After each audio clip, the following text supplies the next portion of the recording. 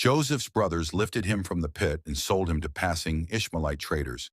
And when Reuben returned to rescue him, he saw the pit empty and tore his robe in anguish because he knew he had failed to protect the boy. He went to his brothers crying out that Joseph was gone and asked how he could ever face their father again. As Joseph was taken by the Ishmaelite traders, the desert stretched endlessly before him, and each step carried him farther from the life he knew. His hands were bound, but his spirit refused to break. He remembered the dreams that had once filled him with confidence, wondering now if they were warnings or the beginning of something greater. Back home, his brothers watched Israel collapse in grief as he clung to Joseph's blood-stained robe.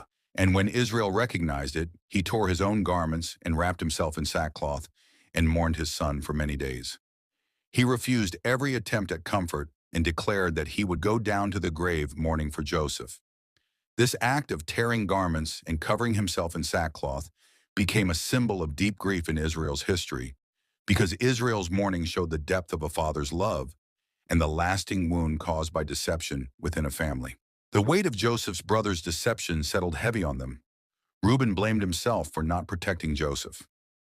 Judah walked away with the realization that the plan he suggested carried consequences far heavier than he expected. Their choice brought them no peace, only a haunting silence that followed them into the night.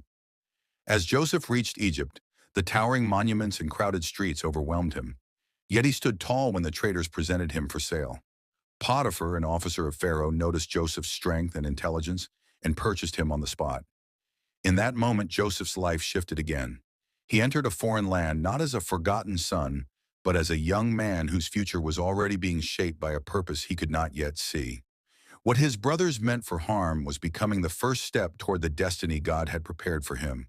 Joseph's dreams, his brothers' envy, the betrayal, and Israel's profound grief all set the stage for a story far larger than one family's sorrow. Though he was sold into a distant land and his father mourned as if the boy were gone forever, God's hand was quietly at work, shaping the events that would eventually lead to Joseph's rise in Egypt. The pain, deception, and longing in this chapter are not just a tale of loss. They are the first threads of a journey that will test faith, reveal providence, and teach lessons of forgiveness and reconciliation that echo through generations. Genesis 37 closes on a note of mourning and uncertainty, but it is also the beginning of hope and divine purpose.